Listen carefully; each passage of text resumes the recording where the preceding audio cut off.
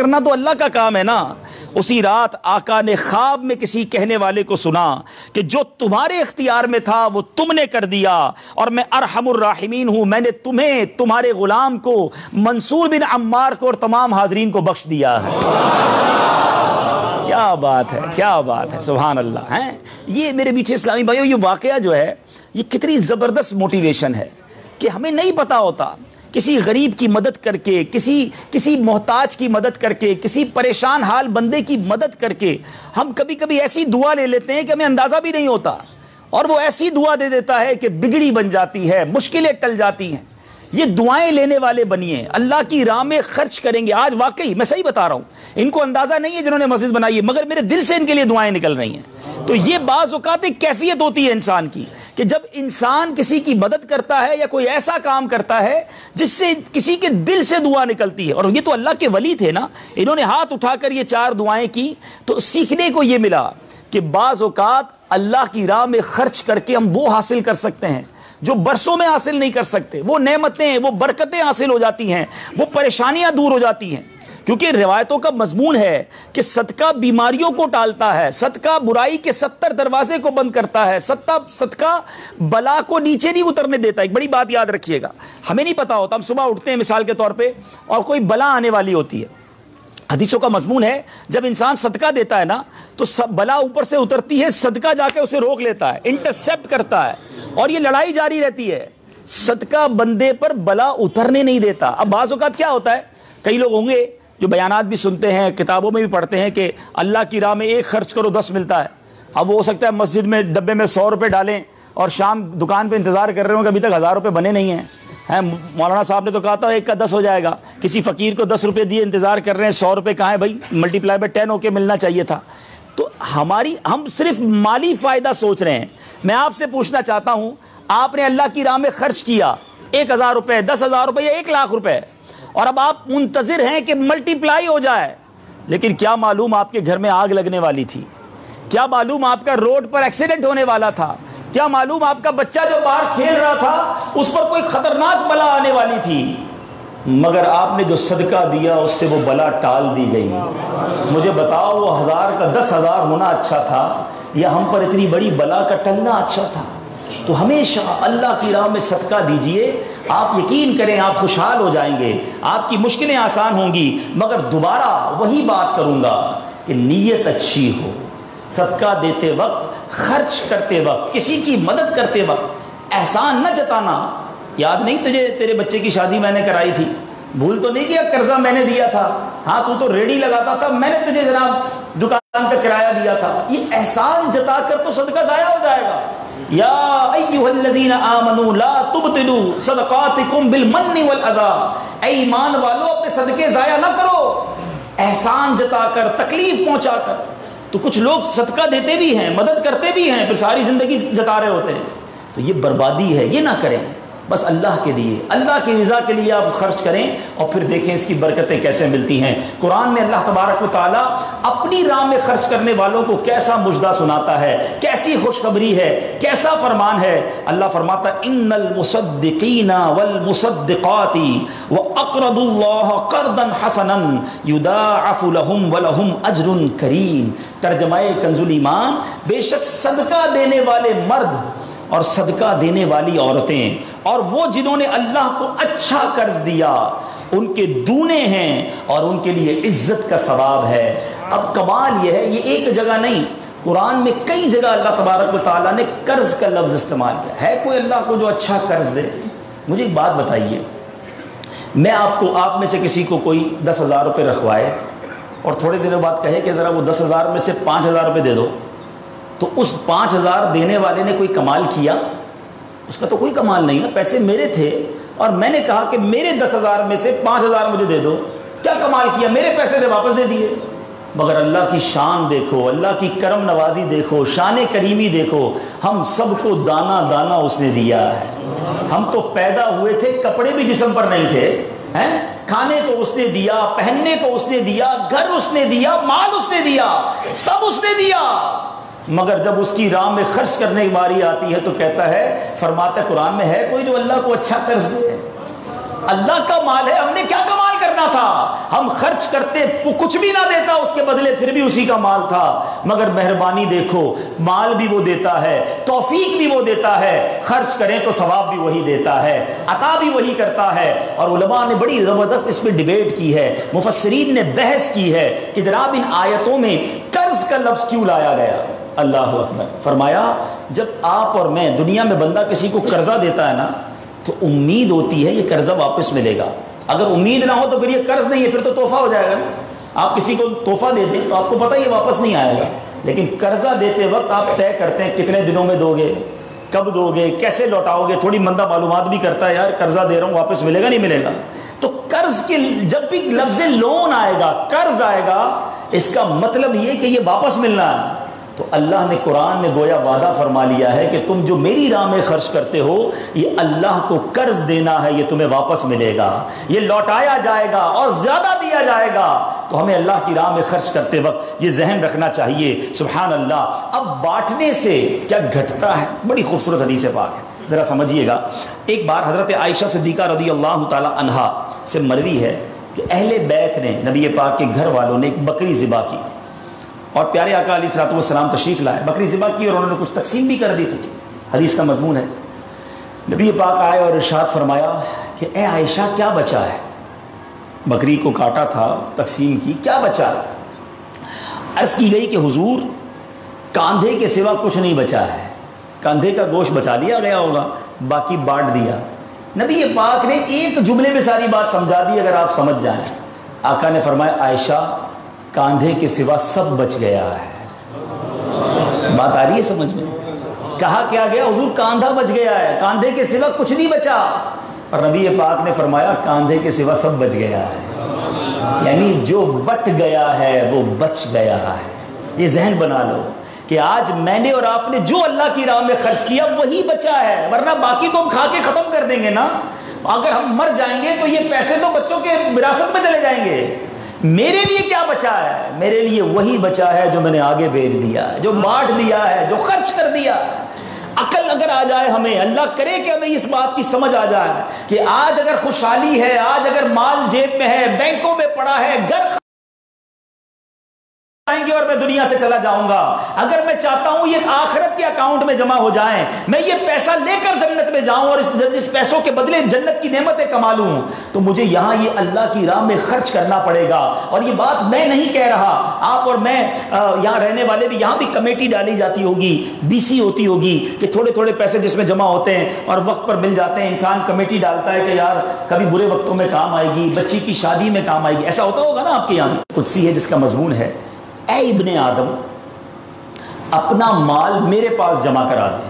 اللہ فرماتا ہے اے ابن آدم اپنا مال میرے پاس جمع کرا دے, نہ جلے گا, نہ ڈوبے گا, نہ کم ہوگا. میں تجھے اس دن لوٹاؤں گا جس دن تجھے ایک ایک نیکی کی ضرورت ہوگی. Security deposit. یہ بعض اوقات جو مسجد میں ہمارے آگے سے ڈبہ جاتا ہے نا, یا کبھی کوئی اسلامی بھائی جھولی لے کے بیٹھے ہوتے ہیں, یہ جب جیب سے آپ پیسے نکال کے ڈالتے ہو نا, اس وقت ذہن بناؤ کہ یہ جا نہیں رہا, یہ جمع ہو رہا ہے میرے آخرت کے اکاؤنٹ میں. اور ڈال دوں یار, ابھی آج کل پیسے اچھے ہیں, تھوڑے اور ڈال دوں, جمع ہو جائے, ادھر ملے گا.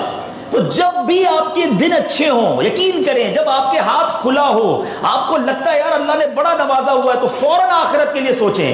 جیسے ہی زیادہ پیسے آتے بندہ سوچتا ہے نا یار آج کل اچھے پیسے ہو گئے ہیں, کوئی اچھی جگہ پر گھر لے لیتے ہیں, چلو بچوں کو لے کے کہیں سیر کرانے جاتے ہیں. آپ اپنے پیسے کو دنیا میں انجوائمنٹ کے لیے جب یوز کر رہے ہیں تو اسی پیسے کو آخرت کی انجوائمنٹ کے لیے, آخرت کی لگژریز کے لیے, آخرت کی نعمتوں کے لیے استعمال کرنے کا ذہن بنائیں اور دیتے چلے جائیں. میں یہاں ایک مشورہ بھی دینا چاہوں گا, بالخصوص میرے بزرگوں کو, اللہ نے جن کو نوازا ہے, بلکہ میں کہتا ہوں تھوڑے پیسے بھی ہیں نا, یہ میرا مشورہ یاد رکھ لو. اور یہ امیر علیہ سنت نے ایک بار مدنی مذاکرے میں بھی فرمایا تھا. ہم نے الحمدللہ تحدیث نعمت کے لیے عرض کرتا ہوں, الحمدللہ میری والدہ مرحومہ نے, میرے والد صاحب نے, میں نے خود بھی, ہمارے گھر والوں نے, ہم نے اس طریقے پر عمل کیا اور اس کی برکتیں پائی ہیں. تو اچھی نیت سے میں آپ کو بتاتا ہوں کہ ہم دیکھیں دنیا میں ہیں, ٹھیک ہے, ہم نے بہت سارے ایسے جنازے پڑھے ہیں, ایسے سویم میں بھی گئے ہیں, 40ویں میں بھی گئے ہیں, اور جا کے ہم نے مرحوم کے بچوں کو کہا ہے کہ دیکھیں آپ کے ابو جان چلے گئے دنیا سے, کروڑوں روپے چھوڑ کر گئے ہیں، آپ کے ابو نے کتنا کیا آپ کے لیے،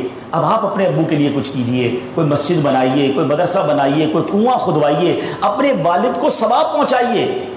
تو وہ بیٹا جس کے لیے باپ نے زندگی گزار دی، کروڑوں اربوں روپے چھوڑ کر گیا، وہ کہتا ہے ابھی تو ہاتھ بڑا ٹائٹ ہے، تو ابھی بعد میں کریں گے، تو بعد میں دیکھ لیں گے، اور ہم دیکھتے ہیں اس کے بعد مرحوم کے لیے بظاہر کچھ نہیں کیا جاتا۔ تو آج مجھے اور آپ کو اپنی فکر خود کرنی ہے۔ اگر آپ نے پیسے کمائے ہیں نا، آپ نے مکان بنائے ہیں، آپ نے جائیدادیں بنائی ہیں، تو اپنی فکر خود کیجئے۔ اس کے دو طریقے ہیں۔ ایک طریقہ تو جو ماشاءاللہ یہ ہمارے حاجی صاحب نے کیا کہ اپنی زندگی میں ہی انہوں نے ماشاءاللہ یہ مسجد بنا دی، مدرسہ بنا دیا، بہت اچھی بات ہے، یا تو یہ کر لیں۔ اور اگر یہ نہیں کر پا رہے تو دوسرا طریقہ بتاتا ہوں جو بڑا آسان ہے، وہ یہ ہے کہ انسان کو شریعت نے یہ اختیار دیا ہے کہ آپ اپنی وصیت کر جائیں، اور وصیت میں 30%، علماء کہتے ہیں کہ کم از کم 33% سے تھوڑا کم لکھے تو اندازاً 30% آپ وصیت کر سکتے ہیں کہ آپ کے چھوڑے گئے مال میں سے 30% کسی نیکی کے کام میں خرچ کر دیا جائے، آپ کے لیے صدقہ جاریہ کے لیے خرچ کر دیا جائے۔ بھائیوں والا مشورہ ہے، آپ عمل کریں نہ کریں، کہ اگر زندگی میں یہ وصیت کر دیں کہ میرے مرنے کے بعد جو بھی میرا مال بچے گا اس میں سے 30% جو ہے اپنی جنت بنا لو، ورنہ ہوتا یہ ہے کہ ساری زندگی والد نے محنت کی، محنت کرتے کرتے بوڑھا ہو گیا، لاکھوں کروڑوں روپے کی جائیدادیں چھوڑ کر گیا، اور مرنے کے بعد خاندان میں کوئی ایصال ثواب، کوئی خرچ کرنے کے لیے تیار نہیں ہے۔ تو دو چیزیں یاد رکھیں، ایک تو زندگی ہی میں اپنے لیے ثواب جاریہ والے کام کر لیں۔ اللہ کی رحمت سے دعوت اسلامی ساری دنیا میں مسجدیں بنا رہی ہے، ماشاءاللہ ایسے کئی کام ہو رہے ہیں جو قیامت تک چلنے والے ہیں۔ آپ اپنی زندگی میں اپنے لیے وہ کام کر لیجئے، اور اگر ایسا نہ بھی کر سکیں اور کر بھی لیا ہو تو وصیت کرنے میں تو کوئی حرج نہیں ہے کہ مرنے کے بعد تو میرا مال میرے پاس رہنا ہی نہیں ہے، تو کیوں نہ وہ میرے ساتھ جنت میں مجھے کام آ جائے۔ اور آج بھی صدقہ کیسی کیسی پریشانیوں اور بیماریوں کو دور کرتا ہے، اللہ اکبر۔ ایک اور ایمان افروز واقعہ سناتا ہوں کہ ایک بار حضرت عیسیٰ علیہ نبینا علیہ السلام کے زمانے میں ایک دھوبی تھا جو لوگوں کے کپڑے آپس میں تبدیل کر دیتا تھا، یعنی لوگوں کے کپڑے ملا دیتا، لوگ بڑے پریشان تھے اس سے۔ تو لوگوں نے حضرت عیسیٰ علیہ السلام کو اس کے متعلق بتایا، تو آپ نے اللہ عز و جل کی بارگاہ میں دعا کی کہ اے اللہ اس کو ہلاک فرما دے۔ اللہ کے نبی نے ایک ایسے شخص کے لیے دعا کی کہ یا اللہ اس کو ہلاک کر دے، تیرے بندے اس سے بڑے پریشان ہیں۔ ایک روز وہ دھوبی بالکل اسی معمول میں نکلا، اس کے پاس 3 روٹیاں تھیں۔ ایک سائل آیا، ایک فقیر آیا، اور اس نے کہا کہ اللہ کے لیے مجھے روٹی دے دو۔ تو آپ نے اس دھوبی نے ایک روٹی اس سائل کو دے دی۔ سائل نے دعا دی کہ اللہ تعالیٰ تجھ سے آفات سماویہ کا شر دور کر دے، آسمانی بلاؤں کو دور کر دے۔ دھوبی بڑا متاثر ہوا، بڑی پیاری دعا دی، ایک اور روٹی بھی دے دی۔ اس سائل نے دعا دی کہ اللہ تعالیٰ تجھے جملہ آفتوں سے محفوظ رکھے۔ اس نے تیسری روٹی بھی دے دی۔ اب اس سائل نے دعا دی اللہ تجھے توبہ کی توفیق عطا فرما۔ اب اس دوران ایک بڑا سانپ اس کی گٹھڑی میں داخل ہو چکا تھا، کیونکہ حضرت عیسیٰ نے دعا کی تھی اس کو ہلاکت کی۔ ایک بڑا سا سانپ جو ہے اس کی کپڑوں کی گٹھڑی میں داخل ہو چکا تھا۔ جب دھوبی نے کپڑے لینے کا ارادہ کیا تو اس سانپ نے اسے ڈسنا چاہا، ایک فرشتے نے اسی وقت سانپ کو لوہے کی لگام ڈال دی اور دھوبی سلامتی کے ساتھ واپس آ گیا۔ لوگوں نے حضرت عیسیٰ علیہ السلام سے کہا کہ یا روح اللہ، آپ نے دعا کی تھی، یہ بندہ تو ایسے ہی ہٹا کٹا گھوم رہا ہے، بالکل ٹھیک، کچھ مسئلہ ہی نہیں ہوا اس کے ساتھ، سلامت۔ تو آپ نے اس دھوبی کو بلایا، بتا تو نے کون سی ایسی بھلائی کی ہے، میں نے تیری ہلاکت کی دعا کی اور تو بالکل سلامت گھوم رہا ہے۔ وہ کہتا حضور میں نے 3 روٹیاں صدقہ کی ہیں، اتنے گناہ، اتنی خطائیں، سارا شہر پریشان، مگر جب صدقہ کیا 3 روٹی کا، آپ نے اس سانپ سے پوچھا کہ تو نے قتل کیوں نہیں کیا، تیری تو ڈیوٹی تھی نا۔ تو سانپ کہتا ہے اے اللہ کے نبی، اللہ نے آپ کی دعا تو قبول فرما لی، مجھے ہلاک کرنے کے لیے بھیج بھی دیا، مگر جب اس دھوبی نے ایک سائل کو صدقہ دیا تو ایک فرشتے نے مجھے لوہے کی لگام ڈال کر روک لیا۔ اب وہ دھوبی بھی سارا واقعہ سن رہا تھا کہ اتنے گناہ ہیں، سامنے ایک چھوٹا سا صدقہ کیا، میری ہلاکت رک گئی۔ اس دھوبی نے بھی توبہ کر لی، اپنے گناہوں سے تائب ہو گیا۔ کیا سیکھنے کو ملا؟ صدقہ بلاؤں کو ٹالتا ہے، صدقہ مصیبتوں کو ٹالتا ہے، صدقہ عمر میں برکت لاتا ہے۔ ایک بار حضرت داؤد علیہ نبینا علیہ السلام کے پاس ایک شخص تھا، اور وہ حضرت ملک الموت آئے اور اس کو بڑا گھور کے دیکھنے لگے. تو تھوڑی دیر کے بعد ملک الموت تو چلے گئے. تو آپ نے اس شخص نے کہا کہ حضور یہ کون تھا جو مجھے گھور رہا تھا؟ آپ نے کہا ملک الموت تھے. ملک الموت سے پوچھا کہ تم کیوں گھور رہے تھے؟ کہا کہ یہ بندے کی اب 3 دن زندگی رہ گئی ہے, اب 3 دن کے بعد یہ دنیا سے چلا جائے گا. تھوڑے دن ہوئے تو وہ بندہ گھوم رہا ہے, پھر رہا ہے آپ کے سامنے. ملک الموت آیا, آپ نے کہا تم نے تو کہا تھا 3 دن میں اس کی روح قبض کرنی ہے, تو بالکل ٹھیک ہے, کوئی مسئلہ ہی نہیں. کہا حضور 3 دن ہی باقی تھے, میں نے روح قبض کرنے پہنچنا تھا. جس دن پہنچنا تھا اس دن یہ بندہ گھر سے باہر نکلا. ایک غریب نے صدا لگائی, ایک فقیر نے پکارا, اس نے 20 درہم اس کو دیے. اس فقیر نے اس کو دعا دی, اللہ نے وہ دعا ایسی قبول کی کہ ہر درہم کے بدلے اس کی عمر میں 1 سال کا اضافہ فرما دیا. 20 سال عمر بڑھ گئی ہے اس کی. اب ذرا سوچئے میٹھے اسلامی بھائیوں, ایسے کئی واقعات ہیں, کئی باتیں بتا دی جاتی ہیں, کئی باتیں پتہ نہیں ہوتی. ہو سکتا ہے ہماری بھی آخری وقت آنے والا ہو, اللہ نے کسی کی دعا سے بڑھا دیا ہو, ہمارا بھی کوئی برا وقت آنے والا ہو, کوئی اللہ نے نیکی کروا دی, ہم بچ گئے ہوں. تو کرتے رہا کرو نیکی, جچاؤ نہ, دکھاؤ نہ, بتاؤ نہ, کرتے رہا کرو. اللہ کریم ہے, وہ نیکوکاروں کا اجر ضائع نہیں کرتا, وہ ضرور عطا فرماتا ہے. اور کیسے عطا فرماتا ہے؟ ایسے ایسے واقعات ہیں کہ سنے تو ایمان تازہ ہو جاتا ہے. مثال کے طور پہ حضرت سیدنا حبیب عجمی رحمۃ اللہ تعالیٰ علیہ کے دروازے پر ایک سائل نے دستک دی. تو آپ کی زوجہ محترمہ جو ہے وہ آٹا گوندھ کے رکھا تھا اور پڑوس سے آگ لینے گئی تھی. پہلے زمانے میں لکڑی وغیرہ آگ کے لیے لینی ہوتی تھی. آٹا گوندا ہوا تیار تھا, آپ نے وہی آٹا اٹھایا اور اس سائل کو دے دیا. آپ کی زوجہ آئیں کہ آٹا کدھر گیا؟ کہ غریب آیا تھا, اس کو ضرورت تھی, میں نے گوندا ہوا آٹا دے دیا. بہت اچھا کیا, ہم نے بھی تو کھانا ہے نا, ہمارے لیے تو کچھ نہیں چھوڑا, آپ نے سارا ہی دے دیا. اب تھوڑی دیر ہوئی تو کیا ہوتا ہے کہ دروازے پر دستک ہوتی ہے. ایک بندہ ایک بہت بڑا تھال لے کر پکی ہوئی روٹیاں بھی لاتا ہے اور سالن بھی لاتا ہے.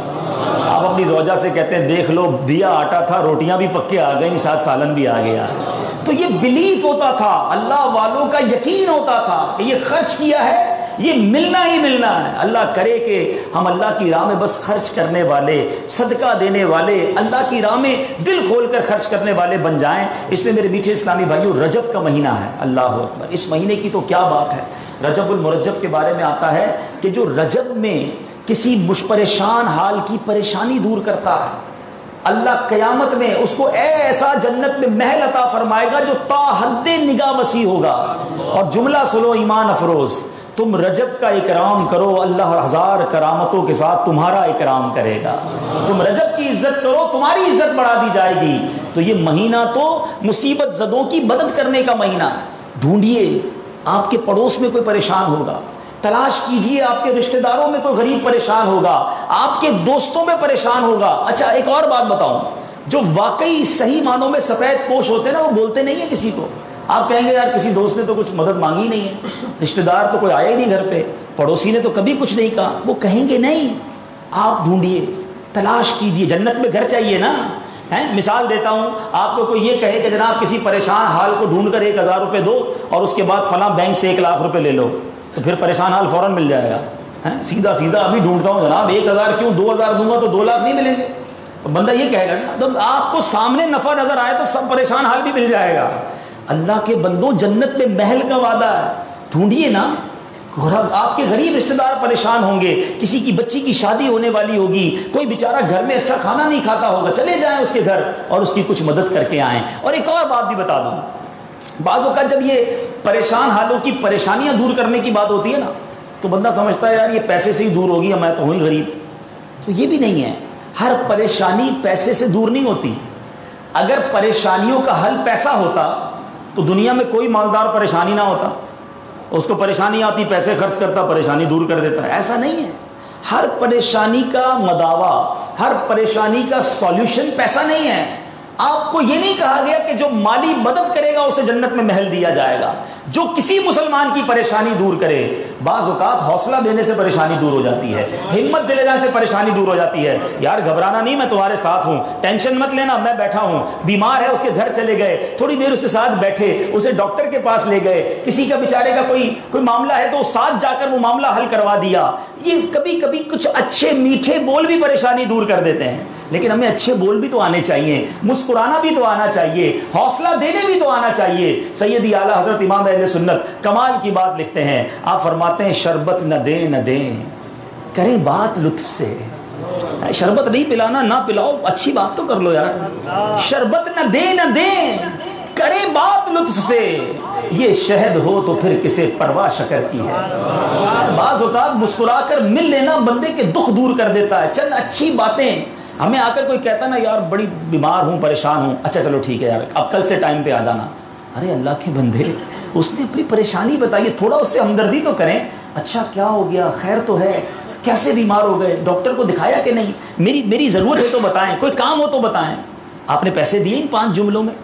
نہیں دیے نا, مگر کیا بتاؤ اس کا درد کم نہیں ہو گیا ہوگا, اس کو حوصلہ نہیں مل گیا ہوگا. یاد رکھو میٹھے اسلامی بھائی, یہ جو الفاظ ہیں نا, ہماری باتیں ہیں, یہ الفاظ زخم پر مرہم کا کام بھی کرتے ہیں, اور یہی الفاظ زخم پر نمک کا کام بھی کرتے ہیں. ہم بعض اوقات کسی کے زخموں پر نمک چھڑک دیتے ہیں, وہ پریشان ہے, تکلیف میں ہے, مصیبت میں ہے, اور اس کو ایسا جملہ کہہ دیتے ہیں کہ اس کی پریشانی بہت بڑھ جاتی ہے. اور کبھی کبھی چند اچھے جملے انسان کا غم بھلا دیتا ہے.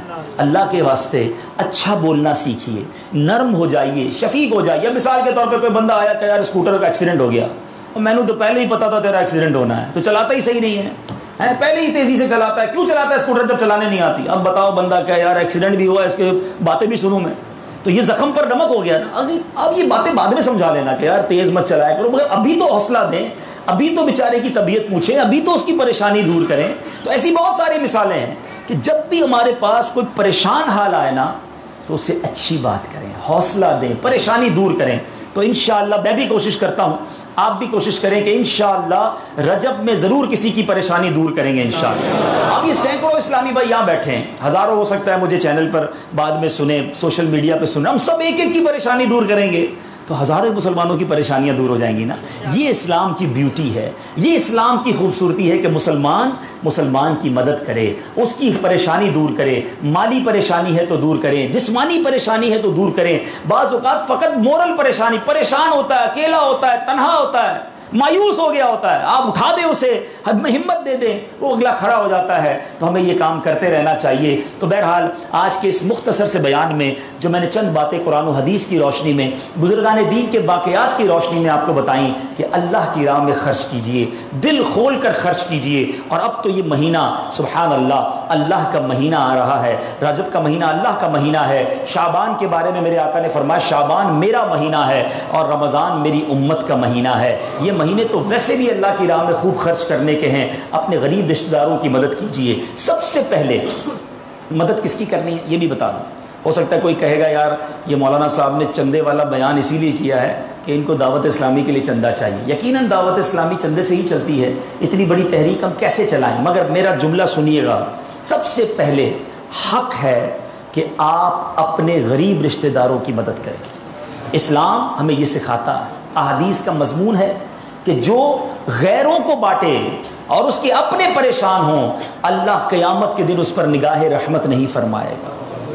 تو آپ پہلے اپنے غریب رشتہ داروں کو ڈھونڈیے, صلہ رحمی. اور روایتوں کا یہ بھی مضمون ہے کہ آپ جب اپنے رشتہ داروں کو مدد کرتے ہیں نا تو ایک نہیں ڈبل ثواب ملے گا. ایک رشتہ داری نبھانے کا ثواب, صلہ رحمی کا ثواب, اور ایک صدقے کا ثواب. پہلے اپنے پڑوسیوں کو دیکھیں, مسلمان پڑوسیوں, اپنے غریب رشتہ داروں کو دیکھیں. اس کے بعد آپ کی زکوٰۃ, آپ کے عطیات, آپ کا فطرہ انشاءاللہ آگے جا کر قربانی کی کھالیں, یہ دعوت اسلامی کو دیں تاکہ یہ جو دین کا کام آپ کے سامنے. سرائے عالمگیر میں اتنی خوبصورت مسجد بنی ہے, دعوت اسلامی سالانہ 600 سے زیادہ مسجدیں بناتی ہیں.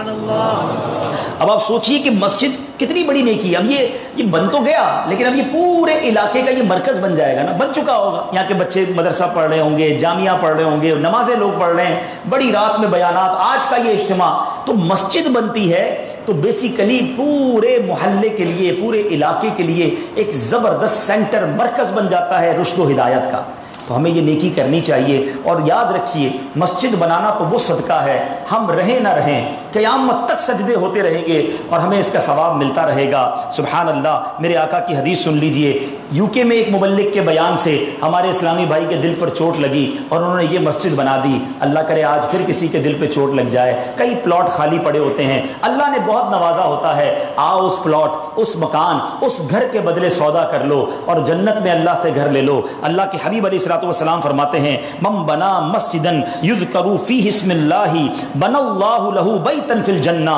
جس نے مسجد اس لیے بنائی تاکہ اس میں اللہ کا ذکر کیا جائے تو اللہ تعالیٰ اس کے لیے جنت میں گھر بنائے گا. اچھا پھر یہاں بعض اوقات یہ بھی ہوتا ہے کہ یار اتنی بڑی مسجد تو میں نہیں بنا سکتا, تھوڑے ہی پیسے ہیں, چھوٹا سا پلاٹ ہے. میرا رب بڑا کریم ہے, یاد رکھیے گا. اللہ کی شان بڑی, وہ دل دیکھتا ہے. اس کی بارگاہ میں کوانٹٹی نہیں کوالٹی دیکھی جاتی ہے. کسی کا 1 روپیہ کسی کے لاکھ روپے سے بڑھ جاتا ہے. وہ دل سے تو دے نا, محبت سے تو دے. سنو اللہ کے حبیب فرماتے ہیں من بنا للہ مسجدا صغیرا کان او کبیرا بنا اللہ لہ بیتا فی الجنہ. اللہ کے حبیب فرماتے ہیں جس نے اللہ کے لیے چھوٹی یا بڑی مسجد بنائی, اللہ اس کے لیے بھی جنت میں گھر بنایا. میرا رب بڑا کریم ہے. کیا پتا کوئی 1 روپیہ 100 روپے 10 روپے اللہ کی راہ میں خرچ کرے, اللہ اسے جنت میں گھر دے دے. تو بات اخلاص کی ہے, بات دل کی ہے. تو دعوت اسلامی مسجدیں بنا رہی ہے, جامعات بنا رہی ہے. ماشاءاللہ مجھے بتایا یہاں جامعۃ المدینہ بھی ہے, مدرسۃ المدینہ بھی ہے. اپنے بچوں کو عالم بنائیے, اپنے بچوں کو حافظ قرآن بنائیے, بلکہ آپ خود بھی عالم دین بن سکتے ہیں. ہمارے یہاں جامعۃ المدینہ میں کوئی ایج لمٹ نہیں ہے. 13 سال سے لے کر 113 سال کا بھی کوئی آنا چاہتا ہے تو اس کو اجازت ہے, وہ جامعۃ المدینہ میں داخلہ لے سکتا ہے. پچھلے دنوں یو کے ہی میں ہمارے ایک اسلامی بھائی جو پہلے غیر مسلم تھے مسلمان ہوئے. 65 سال کی عمر میں کم و بیش انہوں نے درس نظامی بریڈ فورڈ جامعۃ المدینہ میں داخلہ لیا اور اب اللہ کی رحمت سے 73 سال کی عمر میں انہوں نے درس نظامی کمپلیٹ کر لیا. 73 ایئرس کی ایج میں وہ عالم دین بنے. آپ بتائیے یہ کیسا جذبہ تھا. اللہ کرے یہ جذبہ ہمارے اندر بھی بیدار ہو جائے. آخری بات, آج کل لوگ کہتے ہیں یار فیملی میں ایک ڈاکٹر تو ہونا چاہیے, ایک وکیل بھی ہونا چاہیے خاندان میں, تاکہ کوئی مسئلہ مسائل ہو تو ذرا آسانی ہو.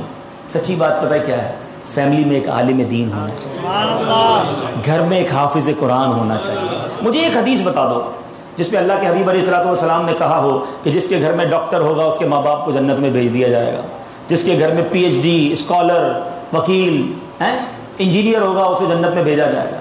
اور حدیثیں بھری پڑی ہیں علماء کے فضائل پر. روایتوں میں آتا ہے کہ جو حافظ قرآن ہوگا نا, جس نے قرآن کے حلال کو حلال سمجھا, حرام کو حرام جانا, قیامت کے دن اس کی بھی اور اس کے خاندان کے 10 ایسے لوگوں کی وہ شفاعت کرے گا, جنت میں لے جائے گا جن پر گناہوں کی وجہ سے جہنم واجب ہو چکا تھا.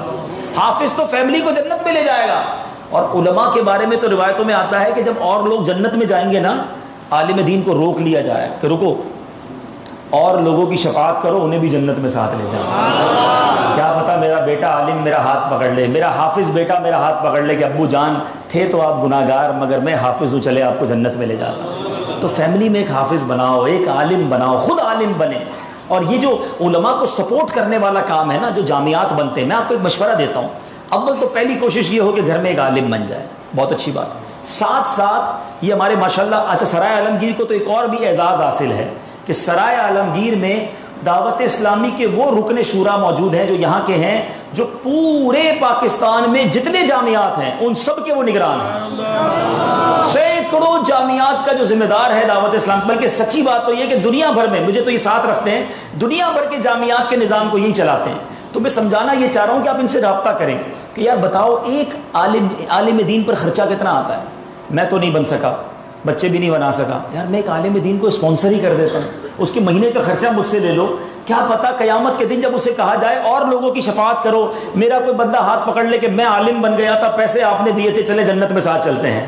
تو یہ وہ نیکی ہے نا, کمائیے وہ نیکی. ان سے بیٹھیے, ان سے پوچھیے. سرائے عالمگیر میں مکتب بھی آپ کا یہی ہے نا, جامعۃ المدینہ کا, جہلم میں. جہلم دور نہیں ہے, جائیں سمجھے نظام کو, ابھی بھی وہ یہاں ہوتے ہیں. تو بہرحال اللہ کرے کہ دل میں اتر جائے میری بات اور ہم اللہ کی راہ میں خرچ کرنے والے, اخلاص کے ساتھ خرچ کرنے والے بن جائیں. اپنی دعوت اسلامی کا بھرپور ساتھ دیجیے. اللہ آپ کو, مجھ کو, ہم سب کو سخاوت کی دولت عطا فرمائے, ہم سب کو بخل سے نجات عطا فرمائے. بڑی بری عادت ہے کہ بندہ خرچ کرنے میں اسے تکلیف ہو. اللہ کرے کہ جب خرچ کریں تو خوشی محسوس ہو. اللہ کی راہ میں خرچ کر کے انجوائے کریں. رب کریم ہمیں اس کا بہترین بدل بھی عطا فرمائے گا. دعوت اسلامی کے مدنی ماحول سے وابستہ وابستہ رہیے، ہمارے اجتماعات میں شرکت کیجیے، مدنی قافلوں میں سفر کیجیے، اور آج کل تو روزانہ مدنی مذاکروں کی بہاریں ہیں۔ آج بھی انشاءاللہ رات تقریباً 9:30 بجے مدنی مذاکرے کا سلسلہ ہوگا، اپنے گھر میں بیٹھ کر لائیو مدنی مذاکرے دیکھیے۔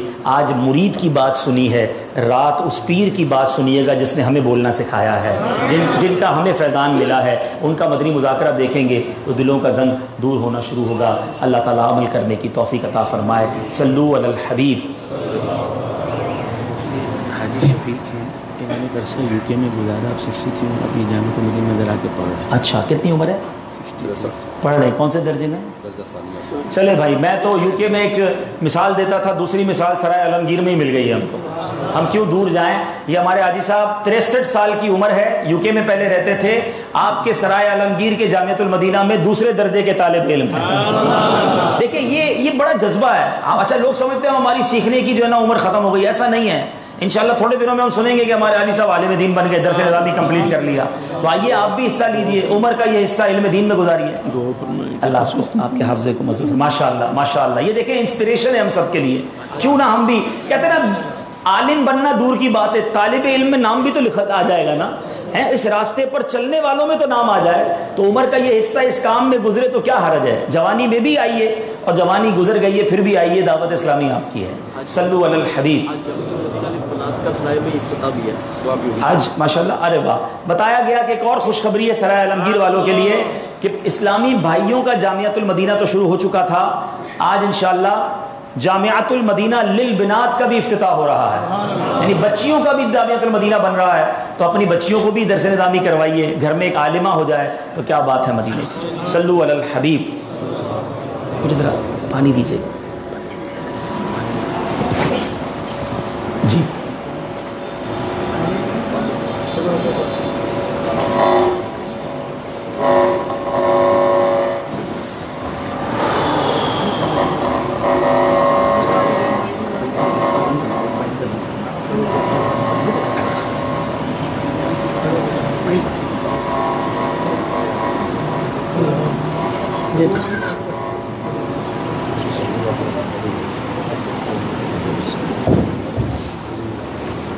صلو علی الحبیب صلی اللہ تعالی علی محمد وعلی آلہ وسلم۔ الحمدللہ، آج ہم نے رب شکر عبدالرحیم بھائی کا سنت و برا بیان سنا۔ میرے میٹھے پیارے اسلام بھائی، یہ بڑی خوش بختی ہے کہ رب شکر عبدالرحیم بھائی ہمارے درمیان موجود بھی ہیں، ہم اس موقع سے فائدہ بھی اٹھائیں گے انشاءاللہ۔ میٹھے پیارے اسلام بھائیوں، ہم مسلمان ہیں اور مسلمان کا سب سے قیمتی اثاثہ اس کا ایمان ہے۔ تو ایمان کی حفاظت کا ایک بہترین ذریعہ جو ہے وہ کسی پیر کامل کے ہاتھ میں اپنا ہاتھ دے دینا بھی ہے۔ آئیے میرے میٹھے اور پیارے اسلامی بھائیوں، رکن شورا ہمارے عبدالحبیب بھائی شیخ طریقت امیر سنت دامن برکاتہ العالیہ کے وکیل مجاز بھی ہیں، بیت بھی فرماتے ہیں، اور امیر سنت دامن برکاتہ العالیہ سلسلہ عالیہ قادریہ راشدیہ سیاحیہ اختاریہ میں بیت فرماتے ہیں، اور سلسلہ عالیہ قادریہ کے کیا کہنے کہ حضور سیدنا ابو سعد رضی اللہ تعالیٰ عنہ ارشاد فرماتے ہیں کہ میرا کوئی بھی مرید بغیر توبہ کیے دنیا سے نہیں جائے گا۔ تو آئیے ہم اس موقع سے فائدہ اٹھاتے ہیں اور رکن شورا کی بارگاہ میں گزارش کرتے ہیں کہ وہ اپنے سلسلہ قادریہ عالیہ رضویہ سیاحیہ اختاریہ میں بیعت فرما لیں۔ وہ اسلامی بھائی جو امیر سنت دامن برکاتہ العالیہ سے بیعت ہونا چاہتے ہیں، جب رکن شورا فرمائے مرید ہوتا ہوں میں، تو وہ کہیں گے مرید ہوتا ہوں میں۔ اور وہ اسلامی بھائی جو کسی اور شیخ کامل کے مرید ہیں، جب یہ ارشاد فرمائیں مرید ہوتا ہوں میں، تو اس وقت وہ امیر سنت سے تعلیم ہو جائیں اور تعلیم کے الفاظ کہیں کہ تعلیم ہوتا ہوں میں، تو انشاءاللہ عز و جل اپنے شیخ کے فیضان کے ساتھ ساتھ انہیں امیر سنت کا فیضان بھی ملنا شروع ہو جائے گا۔ لوگ شورا سے درخواست کرتے ہیں کہ اپنے سلسلہ عالیہ قادریہ رضویہ سیاحیہ اختاریہ میں بیعت فرما لیں۔ وہ اسلامی بھائی جو مرید ہونا چاہیں، جس طرح میں کہتا جاؤں وہ دہراتے جائیں۔ بسم اللہ الرحمن الرحیم، الصلاۃ والسلام علیک یا رسول اللہ وعلی آلک و اصحابک یا حبیب اللہ، لا الہ الا اللہ محمد الرسول اللہ صلی اللہ تعالی علیہ وسلم۔ توبہ کرتا ہوں میں اپنے تمام پچھلے گناہوں سے، اور وعدہ کرتا ہوں میں کہ آئندہ شریعت پر چلوں گا، بد مذہبوں اور برے لوگوں کی صحبت سے بچتا رہوں گا، نماز روزے کی پابندی کرتا رہوں گا، والدین کی نافرمانی، جھوٹ، غیبت، چغلی، وعدہ خلافی، گالی گلوچ، فلمیں، ڈرامے، گانے باجے، بے پردگی وغیرہ وغیرہ گناہوں سے بچتا رہوں گا۔ اے اللہ میری اس توبہ کو قبول فرما اور مجھے میرے وعدے پر ثابت قدم رکھ۔ مرید ہوتا ہوں میں خاندان عالی شان قادریہ رضویہ عطاریہ میں نے اپنا ہاتھ آپ کے ذریعے سے شیخ طریقت امیر اہل سنت کے ہاتھ میں دیا، اور ان کے ذریعے سرکار بغداد حضور غوث پاک رضی اللہ تعالی عنہ کے ہاتھ میں دیا۔ اے اللہ مجھے جناب غوث اعظم کے مریدوں میں قبول فرما، اور کل قیامت میں غوث پاک کے غلاموں میں اٹھا۔ الصلاۃ والسلام علیک یا نبی اللہ وعلی آلک واصحابک یا نور اللہ۔ الحمدللہ رب العالمین والصلاۃ والسلام علی سید الانبیاء والمرسلین یا ارحم الراحمین یا ارحم الراحمین یا ارحم الراحمین، یا ربنا یا ربنا یا ربنا یا ربنا یا ربنا یا اللہ یا رحمان یا رحیم۔ اللہم ربنا آتنا فی الدنیا حسنۃ وفی الآخرۃ حسنۃ وقنا عذاب النار وقنا عذاب القبر وقنا عذاب الحشر وقنا حساب المیزان۔ ربنا تقبل منا انک انت السمیع العلیم وتب علینا یا مولانا انک انت التواب الرحیم۔ رب کریم ہم سب کا جمع ہونا اپنی بارگاہ میں قبول فرما۔ اے اللہ، اے رب کریم آج کے اجتماع کو ہم سب کی مغفرت کا ذریعہ بنا دے۔ اے اللہ تیری راہ میں دل کھول کر خرچ کرنے والا دل عطا فرما، جو خرچ کریں اس کو اپنی بارگاہ میں قبول بھی فرما۔ اے رب کریم، اے رب کریم ہمارے صغیرہ کبیرہ گناہوں کو معاف فرما، ہمارے ماں باپ کی، نبی پاک علیہ الصلوۃ والسلام کی ساری امت کی بخشش فرما۔ اے اللہ ہمیں نیک بنا دے، پرہیزگار بنا دے، والدین کا فرما بردار بنا دے، سچا عاشق رسول بنا دے۔ اے اللہ بار بار حرمین طیبین کی حاضریاں ہمارا مقدر فرما، اسی سال ہمیں مرشد کریم کے ساتھ چل مدینہ کی سعادت نصیب فرما۔ اے رب کریم اس مسجد کو شاد و آباد فرما، اس کو آباد کرنے والوں کے گھروں کو آباد فرما۔ اے اللہ جنہوں نے یہ مسجد بنائی ان کے پورے خاندان کو جنت میں اعلیٰ محل عطا فرما، اور انہیں آگے بھی اس طرح دین کی خدمت کرتے رہنے کی توفیق عطا فرما۔ ہم سے بھی کوئی ایسا کام لے لے مالک جو ہماری مغفرت کا، ثواب جاریہ کا باعث بن جائے۔ اے اللہ تیرے خزانوں میں کمی نہیں۔ بہت سارے اسلامی بھائی آئے ہیں، قریب سے آئے ہیں، دور سے آئے ہیں، امیدیں لیے ہاتھ اٹھائے تیرے گھر میں بیٹھے ہیں۔ رجب کا مہینہ ہے، کئی بیمار آئے ہیں، کئی بیماروں کو گھر چھوڑ آئے ہیں۔ اے شفا دینے والے کرم کر ہمارے مریضوں کو شفا عطا فرما۔ جو بے روزگار آئے ہیں مولا حلال طیب آسان روزگار عطا کر دے۔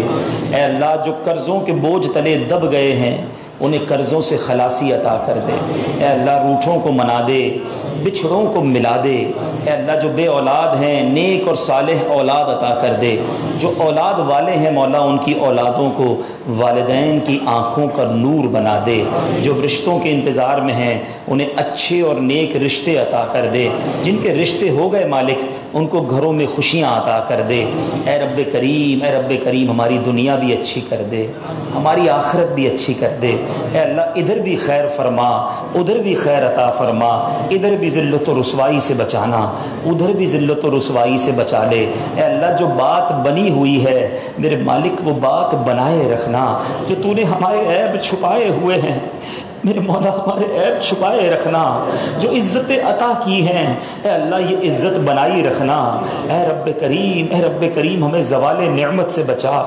عافیتوں کے پھر جانے سے بچا، اللہم انا نعوذ بک من الہم والحزن ونعوذ بک من الجبن والبخل ونعوذ بک من غلبۃ الدین وقہر الرجال ونعوذ بک من زوال نعمتک وتحول عافیتک یا ستار یا غفار یا ارحم الراحمین، اے رب کریم جو ہمارے حق میں بہتر ہے ہم کو عطا کر دے، جو ہمارے حق میں بہتر نہیں اس کا خیال بھی ہمارے دل سے نکال دے، اے کریم ہمارے وطن عزیز پاکستان کی خیر فرما، اندرونی بیرونی سازشوں سے محفوظ فرما، پاکستان کے چپے چپے کی حفاظت فرما، اسلامی سرحدوں کی حفاظت فرما، اے اللہ جو بیجا مقدموں میں پھنسے ہیں انہیں رہائی عطا کر دے، رب یسر ولا تعسر وتمم لنا بالخیر یا فتاح وبک نستعین، دنیا میں ہر آفت سے بچانا مولا، عقبا میں نہ کچھ رنج دکھانا مولا،